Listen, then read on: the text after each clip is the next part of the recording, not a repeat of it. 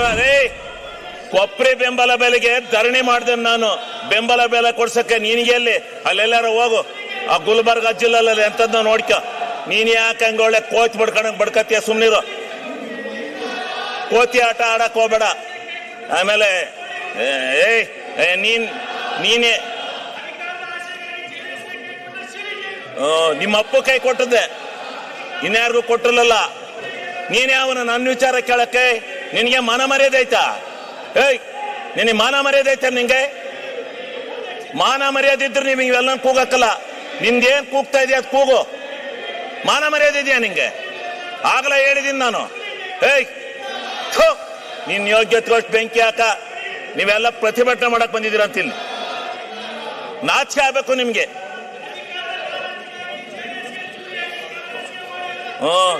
ಹೌದು, ನಿಮ್ಮ ಅಪ್ಪಗೆ ಹಾಕಿದ್ದೆ ಚೂರಿಯ. ಈಗ ಸನ್ಮಾನ್ಯ ಅಧ್ಯಕ್ಷರೇ, ಅವು ಲೇ RSS ನಿಮ್ ಯೋಗ್ಯತೆ ಬೆಂಕಿ ಹಾಕ. ನಿಮಗೆ ಮಾನ ಮರ್ಯಾದೆಲ್ಲ ಅಯೋಗ್ಯ. ಇದೇನು ಡ್ಯಾನ್ಸ್ ಕುಡಿಯಕ್ ಬಂದಿದ್ದೀರಾ ಇಲ್ಲಿ? ಅಸೆಂಬ್ಲಿ ಮಾಡ್ಕೊಂಡಿದ್ದೀರಾ, ಡ್ಯಾನ್ಸ್ ಮಾಡ್ಕೊಂಡಿದ್ದೀರಾ ನೀವು? ನಿಮ್ಗೆ ಮಾನ ಮರ್ಯಾದೆ? ವಿರೋಧ ಪಕ್ಷದ ನಾಯಕರೇ, ಇದೇನು ಮಿಮಿಕ್ರಿ ಮಾಡಿಸ್ತಾ ಇದ್ದೀರೇನ್ರಿ? ವಿರೋಧ ಪಕ್ಷದ ನಾಯಕರೇ, ಇದೇನು ಮಿಮಿಕ್ರಿ ಮಾಡಿಸ್ತಾ ಇದ್ದೀರಾ? ಮಾನ ಮರ್ಯಾದಿಲ್ಲ. ಮರ್ಯಾದೆ ಮಾನ ಇದ್ದಾರೆ ಯಾರು ಈ ರೀತಿ ನಡ್ಕೊಳಕಲ್ಲ. ಇದೇನು ವಿರೋಧ ಪಕ್ಷನ ಇದು? ನಾವು ಧರಣಿ ಮಾಡಿದೀವಿ. ಇಂಥ ಎಲ್ಲ ಕೋತಿಗಳನ್ನೆಲ್ಲ ಬಿಟ್ಕೊಂಡು ಮಾಡಿಲ್ಲ. ಕೋತಿ ತಿಮ್ಗಳಿವು. RSS ಅಲ್ಲಿ ಹಿಂಗೆ ಕೂಗಿ ಕೂಗಿ RSS ಹಾಳು ಮಾಡಿದಿರಿ ನೀವು. ನಿಮ್ಮ ಅಜ್ಜನ್ ಮಾಡಿದ್ದೆ. ಬಾಲ್ ಕೇಳು ಅರಸೀಕೆರೆಯಲ್ಲಿ. ಅರಸೀಕೆರೆಯಲ್ಲಿ ಬಾ ಕೇಳು, ಕೊಪ್ರಿ ಬಗ್ಗೆ ಹೇಳ್ತಾರೆ ಯಾರು ಹೋರಾಟ ಮಾಡಿದಾರು ಅಂತ. ಸನ್ಮಾನ್ಯ ಅಧ್ಯಕ್ಷರೇ, ಹಿಂಗೆ ನಿಮ್ ಸನ್ಮಾನ್ಯ ಅಧ್ಯಕ್ಷರೇ, ಅವ್ರಿಗೆ ನೋಡಿ, ಅವರು ಕೆಟ್ಟ ಕೆಲಸ ಮಾಡಿದವ್ರಿಗೆ ಹೇಳ್ತಾ ಇರ್ಬೇಕು. ಹಂಗೆ ಬಿಟ್ಕೊಂಡು ಹೋಗದ? ಅವ್ರಿಗೆ ಧರಣಿ ಮಾಡೋದು ಹಿಂಗ? ಪ್ರಜಾಪ್ರಭುತ್ವದಲ್ಲಿ ಇದು ಗೊತ್ತಿದೆ, ಇವಕ್ಕೆ ಬೆಲೆ ಇದೆಯಾ? ನಾಚಿಕೆ ಇದೆಯಾ ಇವ್ರಿಗೆ? ಮಾನ ಮರ್ಯಾದೆ ಯಾರು ಇಂಥ ಧರಣಿ ಮಾಡ್ತಾರ? ಯಾವ ತಪ್ಪು ಮಾಡಿದಾನೆ ಅವನ ಮೇಲೆ ಮಾಡ್ಬೇಕು. ನೀನು ಕೇಳಿಲೆ, ನಿನ್ನ ಹೆಂಡ್ತಿ ತಹಸೀಲ್ದಾರ್ ಬಿಟ್ಕೊಂಡು ಎಷ್ಟೆಷ್ಟು ದುಡ್ಡು ಹೊಡೆದಿದ್ದಿ ಗೊತ್ತಾ ನೀನು? ನಿನ್ನ ಹೆಂಡ್ತಿ ತಹಸೀಲ್ದಾರ್ ಮಾಡ್ಕೊಂಡು ದುಡ್ಡು ಹೊಡೆದಿದ್ದೀಯ ನೀನು. ಅಲ್ಲಿ ನಿನ್ನ ಹೆಂಡ್ತಿಯ ತಹಸೀಲ್ದಾರ್ ಬಿಟ್ಕೊಂಡು ದುಡ್ಡು ಹೊಡೆದಿದ್ದೀಯ ನೀನು. ನೀನು ಅಯೋಗ್ಯ. ನೀನು ದುಡ್ಡು ಹೊಡೆದಿದ್ದೀಯ ನೀನು. ಯಾರೇ ಹೇಳ್ಕೊಟ್ಟಾರ? ಅವರು ಅಶೋಕಣ್ಣ ಹೇಳ್ಕೊಟ್ಟಾರ ನಿಮ್ಗೆ? ಕೂಕ್ಯಾಳ ನಿಮ್ ನಾಚಿಕೆ. ನಿಮಗೆ ಮಾನ ಮರ್ಯಾದೆ ಇದ್ರು ಸರಿ. ನಿಮ್ ಯೋಗ್ಯತೆ ಕೊಟ್ಟು ಬೆಂಕಿ ಹಾಕ. ನಿಮಗೆ ಮಾನ ಮರ್ಯಾದೆ ಐತೆ ನಿಮ್ಗೆ? ಅಯೋಗ್ಯರಿಗೆ ನಿಮ್ಮಂತ ಕೆಟ್ಟ ಜನ ನಾನು ಈ ದೇಶದಲ್ಲಿ ನೋಡಲ್ಲ. ನನ್ನ ಮೇಲೆ ಹಾಕಲೇ ಏನ್ ಮಾಡ್ತೀಯ? ಕಾನೂನ ರಾಜ್ಪಾಲರು ತಡೆ ಹಿಡಿದ್ರು, ಇಲ್ಲ ಅಂದ್ರೆ ನಿಮ್ಗೆಲ್ಲ ಗತಿ ಕಾಣಿಸ್ತದೆ. ಆ ರಾಜ್ಪಾಲರು ಜಾರಿ ಕೊಡ್ಬೇಕಾಯ್ತಾ ಕಾನೂನ? ಗೊತ್ತಾಗೋದು. ಮಾನ ಮರ್ಯಾದಿಲ್ಲ ನಿಮ್ಗೆ. ಮಾನ ಮರ್ಯಾದೆ ಸಿಗ್ಗು ಸಿವಾಸು ಏನೂ ಇಲ್ಲ ಈ ಬಿಜೆಪಿಯವರಿಗೆ. ಮಾನ್ಯ ಅಧ್ಯಕ್ಷರೇ, ನಿಮಗೆ ಮರ್ಯಾದೆ ಐತೆ? ಯಾವನ ಒಬ್ಬನ ಇಂಡಿವಿಜುವಲ್ ಆಗಿ ಟಾರ್ಗೆಟ್ ಮಾಡ್ತಿರಲ್ಲ. ನಿಮ್ಗೇನು ಯಾವನ್ರಿ ನಿಮ್ಮನ್ನೆಲ್ಲ ನಾಯಕತ್ವ ಅಂತನು? ವಿರೋಧ ಪಕ್ಷ ಲಾಯಕ ನೀವು? ವಿರೋಧ ಪಕ್ಷಕ್ಕೆ ಲಾಯಕಿದ್ದೀರಾ ನೀವು?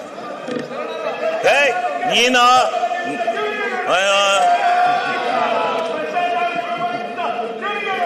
ಕೆಟ್ಟ RSSನವರಿಗೆ ಧಿಕ್ಕಾರ.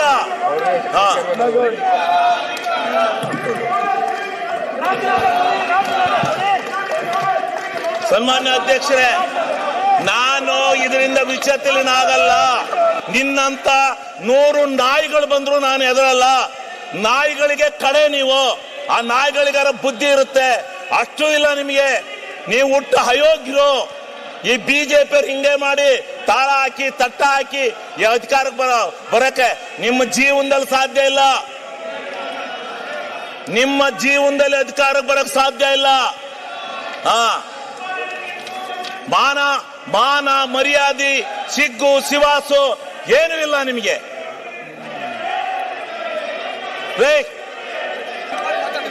ಈಗ ಸನ್ಮಾನ್ಯ ಅಧ್ಯಕ್ಷರೇ, ನೀವು ಎಂತ ಅಯೋಗ್ಯರು ಅಂತ ಈ ಕರ್ನಾಟಕ ರಾಜ್ಯ ಟಿವಿಲೆಲ್ಲ ಹೇಳ್ತಾವ್ರಂತೆ. ಕರ್ನಾಟಕ ರಾಜ್ಯ ಟಿವಿಲೆಲ್ಲ ಬರ್ತಾ ಇದ್ದಾರೆ ಬಿಜೆಪಿ ಅಯೋಗ್ಯರು ಅಂತ, ಅಯೋಗ್ಯರು ಬಿಜೆಪಿ ಅಂತ ಕರ್ನಾಟಕ ರಾಜ್ಯದಲ್ಲಿ ಹೇಳ್ತಾ ಇದ್ದಾರೆ. ಸರಿಯಾಗಿರ್ತಕ್ಕಂಥ ಕ್ರಮ ಅಲ್ಲ.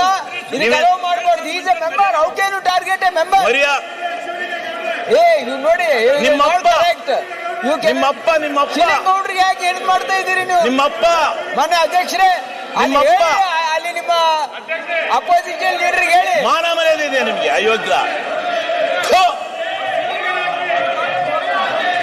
ಸನ್ಮಾನ್ಯ ಅಧ್ಯಕ್ಷರೇ, ಮಹಾತ್ಮ ಗಾಂಧೀಜಿ ಅಂತ 250 ವರ್ಷಗಳ ಕಾಲ ಈ ದೇಶದ ದಾಸತ್ವದಿಂದ ಬ್ರಿಟಿಷ್ ಹೋರಾಟ ಮಾಡಿದಂತ, ನಮ್ಮ ಹೋರಾಟವನ್ನು ಮಾಡಿ ನಮ್ಮ ಭಾರತ ದೇಶಕ್ಕೆ ಸ್ವತಂತ್ರವನ್ನು ತಂದುಕೊಟ್ಟಂತ ಒಬ್ಬ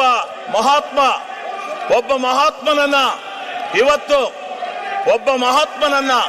ಮಹಾತ್ಮನ ಹೆಸರಿನಲ್ಲಿ ಇದ್ದಂತ ಒಂದು ಯೋಜನೆಯನ್ನ ಇವತ್ತು ಏಕಾಏಕಿ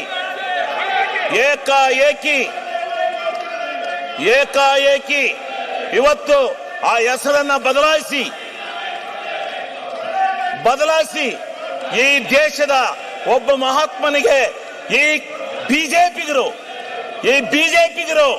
ಈ ದೇಶದಲ್ಲಿ ಅವಮರ್ಯಾದೆಯನ್ನು ಮಾಡಿದ್ದಾರೆ.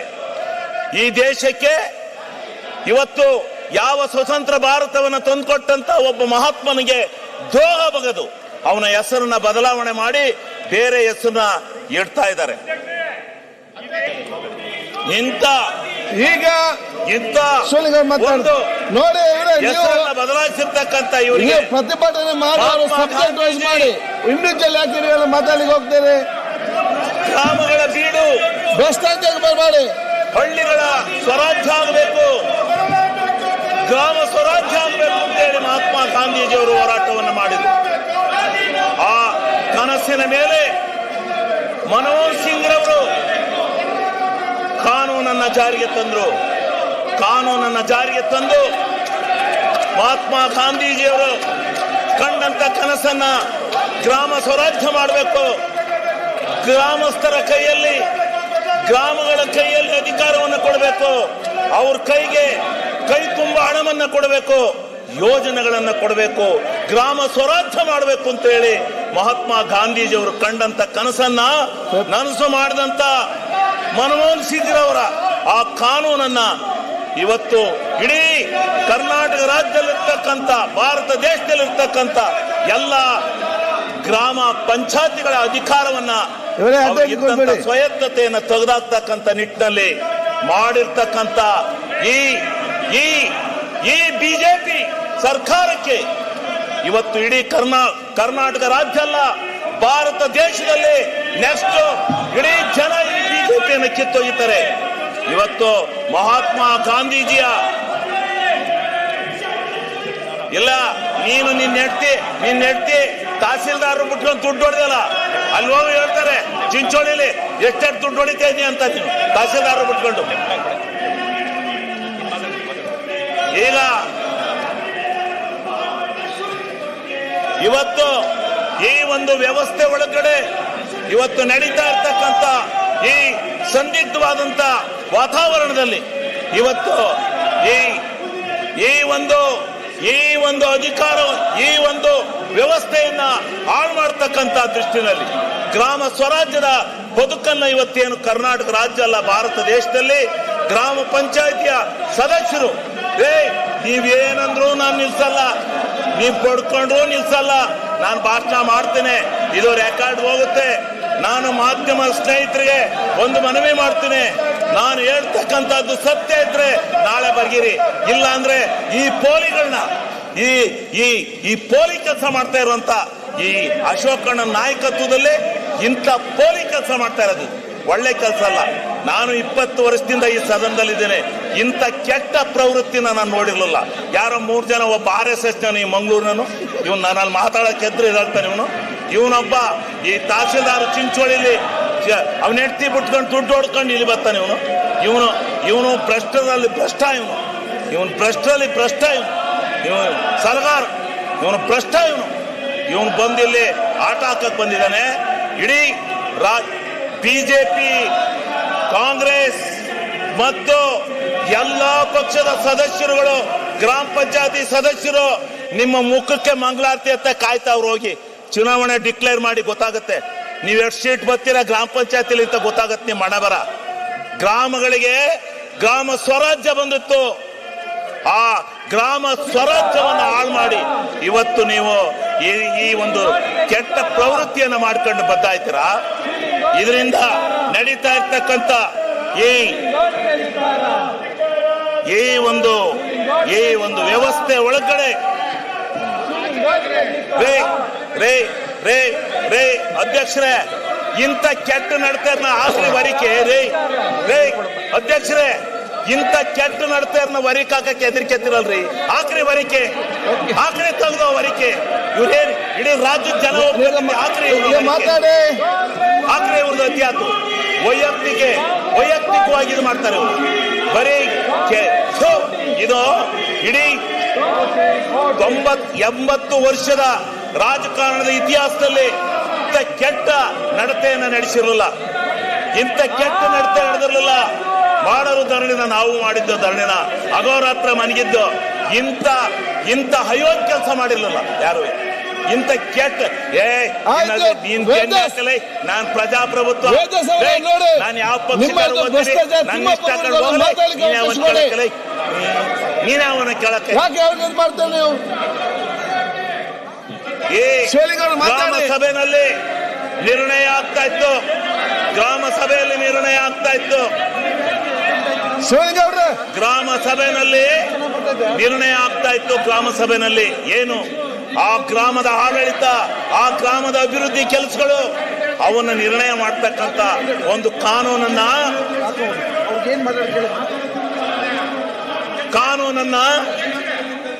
ಆ ಗ್ರಾಮ ಪಂಚಾಯತಿ ನಿರ್ಣಯ ಮಾಡ್ತಾ ಇತ್ತು.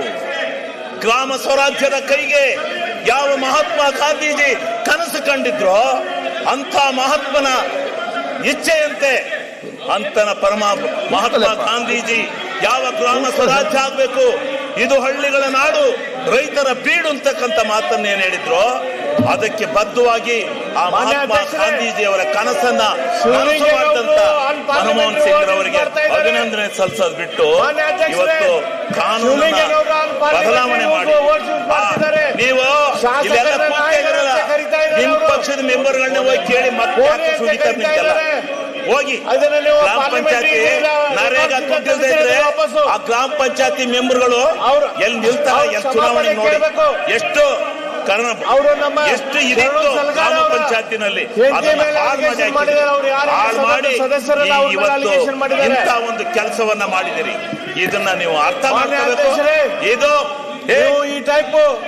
ಈ ರೀತಿ ಬಹುಶಃ ಪ್ರಜಾಪ್ರಭುತ್ವ ವ್ಯವಸ್ಥೆ ಒಳಗೆ ಇಂಥ ಕೆಟ್ಟ ನಡತೆಯನ್ನು ನೋಡಿದ್ದು ನಾನಿದೆ ಮೊದಲು. ನಾನು 20 ವರ್ಷದಿಂದ ಈ ಸದನದಲ್ಲಿದ್ದೇನೆ.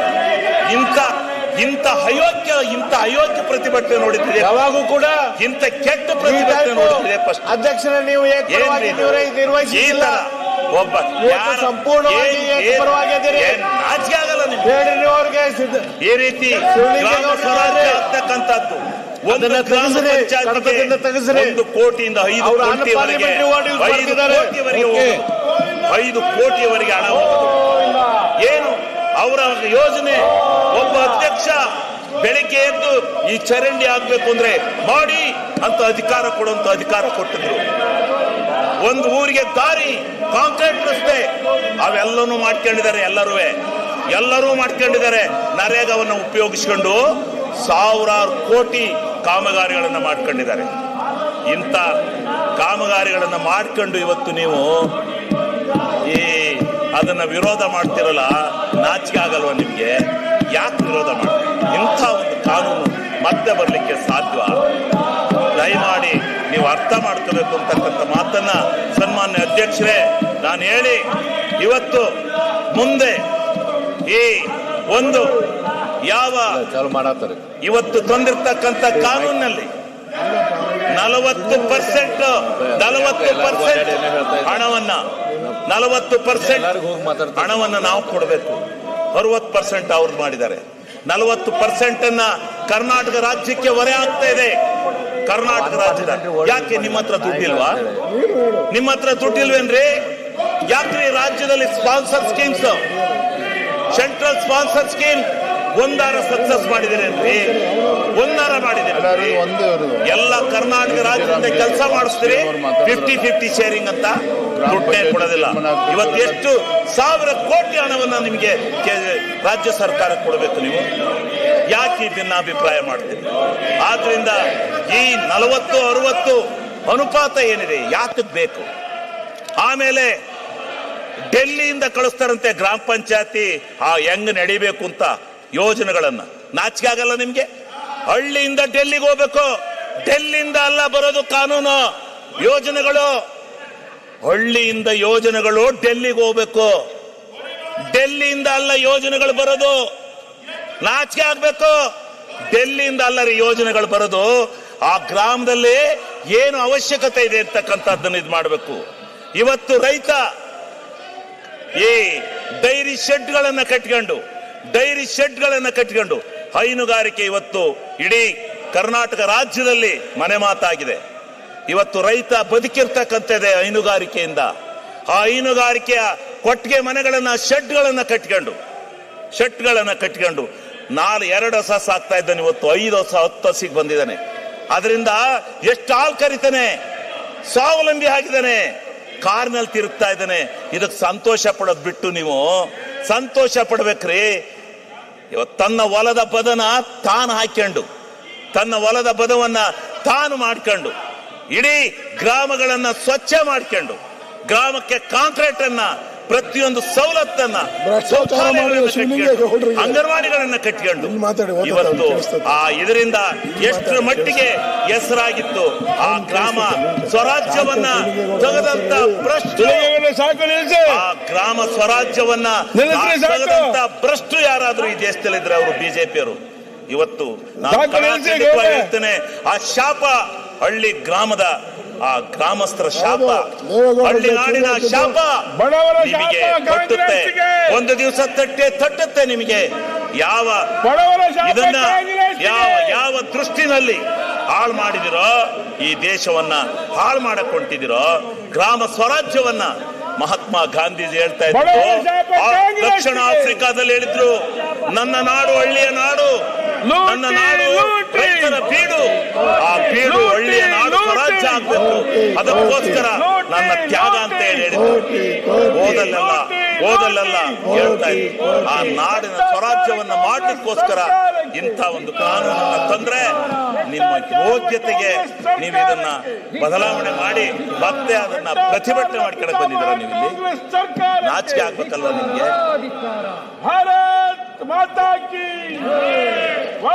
ಏನು ಇಲ್ಲಿ ಒಂದಷ್ಟು ಜನ RSS ನರಿದ್ದಾರೆ, ಕೂಗ್ತಾರೆ. ಅವ್ರದ್ದು ಅದೇ ಬಂಡವಾಳ, ಕೂಗೋದೇ ಬಂಡವಾಳ.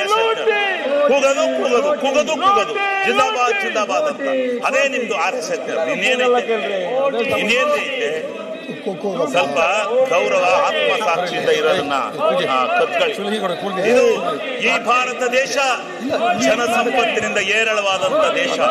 ಆ ಭಗವಂತ ಕೊಟ್ಟಿರ್ತಕ್ಕಂಥ ಜನಸಂಪತ್ತು, ಆ ಜನಸಂಪತ್ತಿಗೆ ನಾವು ಕೆಲಸ ಕೊಡಬೇಕು ಅಂತ ಹೋರಾಟವನ್ನ ಮಾಡಿ ಮನಮೋಹನ್ ಸಿಂಗ್ ಹಳ್ಳಿಗೆ ಆಡಳಿತ ತಂದ್ರೆ, ಇಲ್ಲ ನೀವು ಮತ್ತೆ ಡೆಲ್ಲಿ ತಗೊಂಡೋಗ್ತಾ ಇದ್ದೀರಲ್ಲ, ಬಲ್ರಿ ಕಡಿಕೆ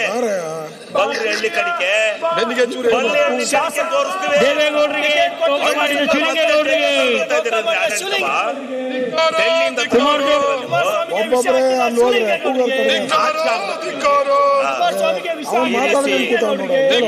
ಹಳ್ಳಿಗಳ ಈ ಸಂಪತ್ತನ್ನ, ಈ ಜನಸಂಪತ್ತನ್ನ ಜವಾಬ್ದಾರಿ ಭಗವಂತನ ಮೇಲೆ, ಆ ಭಗವಂತ ಕೊಟ್ಟಿರ್ತಕ್ಕಂಥ ಆ ಮನಮೋಹನ್ ಸಿಂಗ್ ರವರು ಅವತ್ತು ತೆಗೆದುಕೊಂಡಂತ ನಿರ್ಧಾರ ಈ ಹಳ್ಳಿಯ ಸಂಪತ್ತನ್ನ, ಎಷ್ಟು ಭವಿಷ್ಯವನ್ನ ಉದ್ಧಾರ ಮಾಡಿದೆ ಅಂತಕ್ಕಂಥದ್ದನ್ನ ನೀವು ತಿಳ್ಕೋಬೇಕು ಅಂತಕ್ಕಂಥದ್ದನ್ನ ಸಂದರ್ಭದಲ್ಲಿ ಹೇಳಿ, ಯಾವ ಗ್ರಾಮ ಸಭೆ ನಡೆಯೋದು, ವಾರ್ಡ್ ಸಭೆ ನಡೆಯೋದು, ಆ ಗ್ರಾಮ ಸಭೆಯಲ್ಲಿ ಆ ವಾರ ಸಭೆಯಲ್ಲಿ ಗ್ರಾಮಸ್ಥರೆಲ್ಲ ಇದೇ ತರ ವಿಧಾನಸೌಧಕ್ಕೆ ಸೇರ್ತಾರೆ. ಅಲ್ಲಿ ಬಂದು ಕೂತ್ಕೊಂಡು ನನ್ನ ಊರಿಗಿಂತ ಆಗ್ಬೇಕು ಅಂದ್ರೆ ಅಲ್ಲೇ ಮಂಜೂರಾತಿ ಕೊಡ್ತಕ್ಕಂತ ಕಾನೂನನ್ನ ಜಾರಿ ತಂದಂತ ಮನಮೋಹನ್ ಸಿಂಗ್ ರವರಿಗೆ ನೀವು ಇವತ್ತು ಅಪಚಾರ ಮಾಡ್ತಾ ಇರ್ತಕ್ಕಂಥದ್ದು ಎಷ್ಟರ ಮಟ್ಟಿಗೆ ಸರಿ?